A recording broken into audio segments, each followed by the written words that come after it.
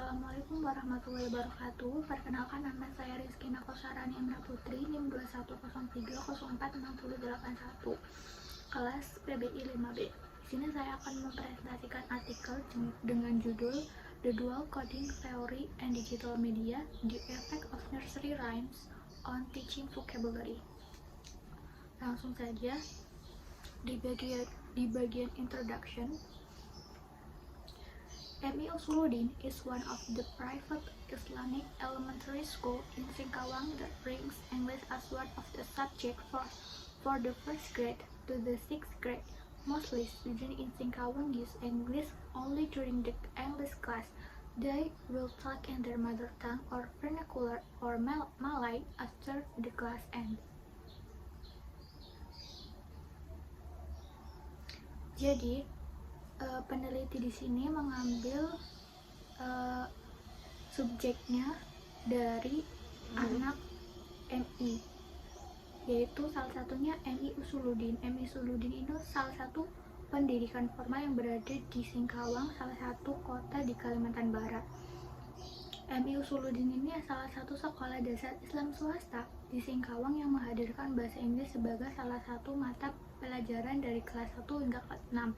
Sebagian besar siswa di Singkawang menggunakan bahasa Inggris hanya pada saat pelajaran bahasa Inggris berlangsung. Mereka akan berbicara dengan bahasa ibu atau bahasa daerah atau Melayu setelah pelajaran berakhir. Selanjutnya saya akan menjelaskan tentang media terlebih dahulu. The terms of media were divided into two, new media and old media.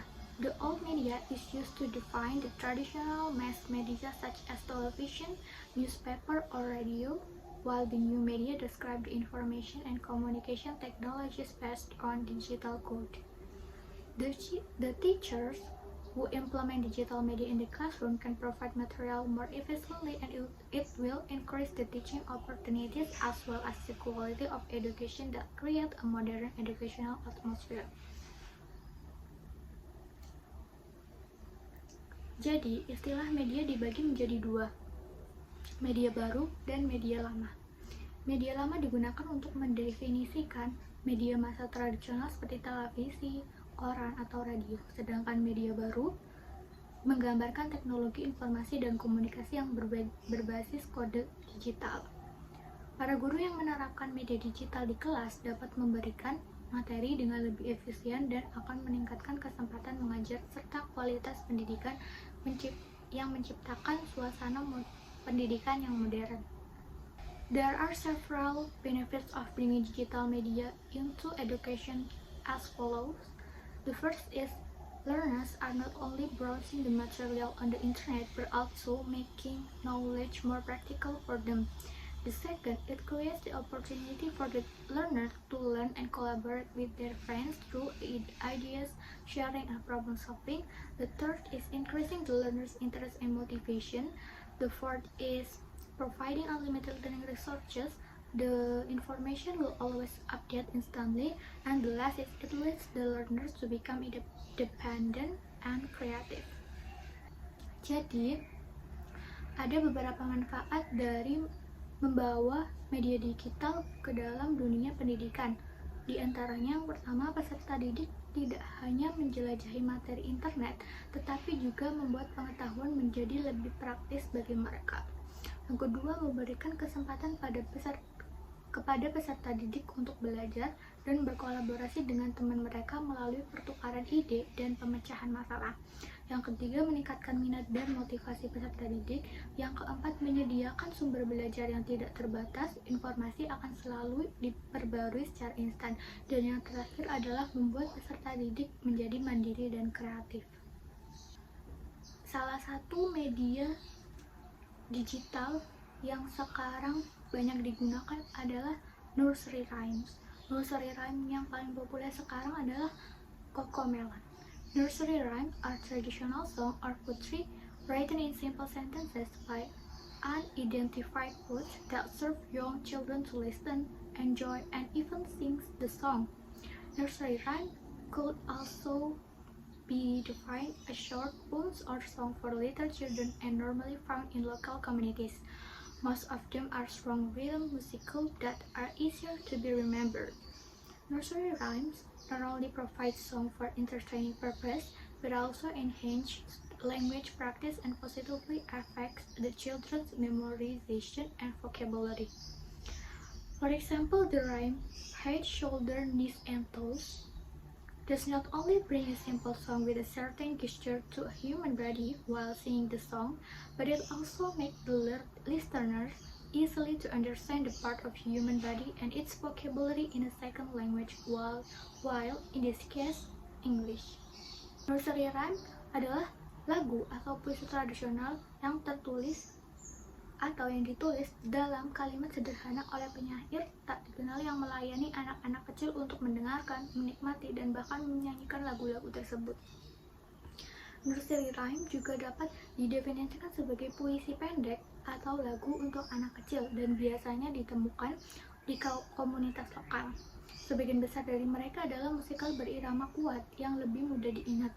Nursery rhyme tidak hanya menyediakan lagu-lagu untuk tujuan hiburan, tetapi juga meningkatkan latihan bahasa dan secara positif mempengaruhi hafalan dan kosakata anak-anak. Kemudian kita beralih ke pentingnya vocabulary.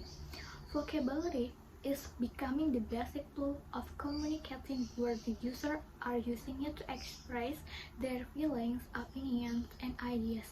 YouTube videos that include songs and funny features singing together using the English language hopefully can help them to know and memorize as much vocabulary as possible in a second language.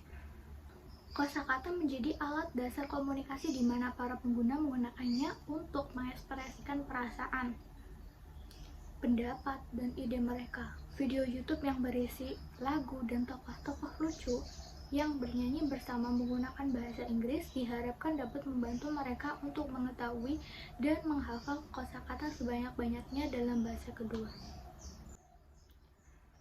Selanjutnya saya akan menjelaskan tentang teorinya, yaitu the dual coding theory.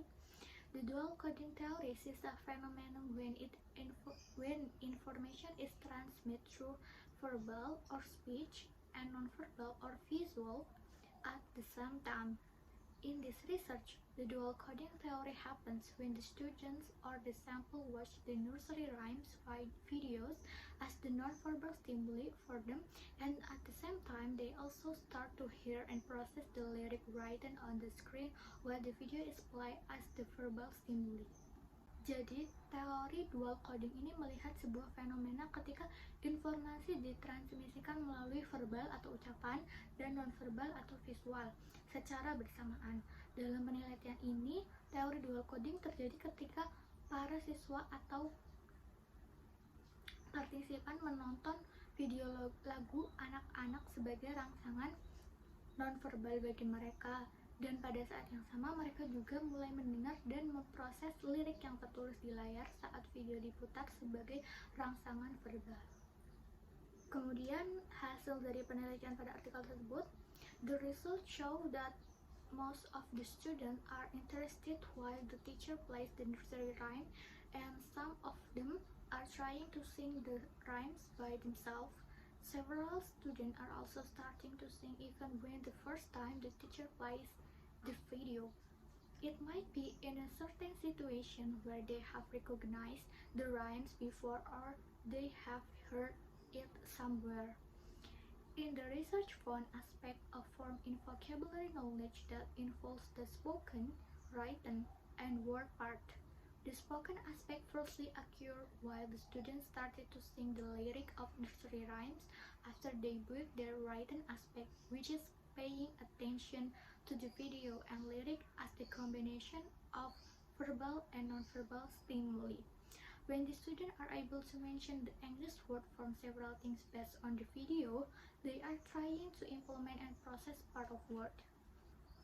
Jadi hasil dari penelitian tersebut menunjukkan bahwa sebagian besar siswa tertarik ketika guru memutar lagu anak-anak dan beberapa dari mereka mencoba menyanyikan lagu tersebut sendiri. Beberapa siswa juga mulai bernyanyi bahkan ketika pertama kali guru memutar video. Mungkin dalam situasi tertentu di mana mereka telah mengenali sajak sebelumnya atau mereka pernah mendengarnya di suatu tempat. Dalam penelitian ini ditemukan aspek bentuk dalam pengetahuan kosakata yang melibatkan bagian lisan, tulisan, dan kata. Aspek lisan pertama muncul ketika siswa mulai menyanyikan lirik lagu anak-anak setelah mereka membangun aspek tulisan, yaitu memperhatikan video dan lirik lagu sebagai kombinasi rangsangan verbal dan non-verbal. Ketika para siswa dapat menyebutkan kata bahasa Inggris dari beberapa hal berdasarkan video, mereka mencoba untuk menerapkan dan melanjutkan bagian kata. Nursery rhymes also activate the student five sense. It can be seen when the students are likely to imitate the video movement during the rhymes are played. Using gesture and image would have a better recall for the learners than using the gesture only. The class atmosphere is more pleasing for students and the teachers since nursery rhymes have colorful and interesting videos or rhymes which are suitable to fulfill the younger learner's characteristic is to easily interested in movement and attractive melody. Nursery rhymes also are effective in involving the aspect of spoken, written, and word parts. Nursery rhyme also have involved the aspect of meaning in connecting the word form and its meaning with the word usage in a certain situation in line with the aspect of use from the vocabulary knowledge. Nursery rhyme di sini mengaktifkan panca indera siswa. Hal ini terlihat ketika siswa cenderung menirukan gerakan video saat lagu tersebut diputar. Menggunakan gerakan dan gambar akan lebih mudah diingat oleh siswa daripada hanya menggunakan gerakan saja. Suasana kelas lebih menyenangkan bagi guru dan siswa karena nursery rhyme menyajikan video atau syair yang penuh warna dan menarik, yang sesuai dengan karakteristik siswa yang mudah tertarik pada gerakan dan melodi yang menarik. Nursery rhymes efektif dalam melibatkan aspek lisan, tulisan, dan bagian kata. Lagu anak-anak juga telah melibatkan aspek makna dalam menghubungkan bentuk kata dan maknanya dengan penggunaan kata dalam situasi tertentu, sejalan dengan aspek penggunaan dari pengetahuan kosakata.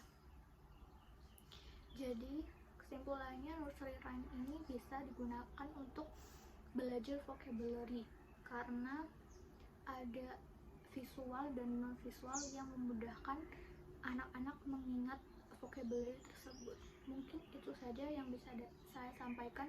Kurang lebihnya mohon maaf. Wassalamualaikum warahmatullahi wabarakatuh.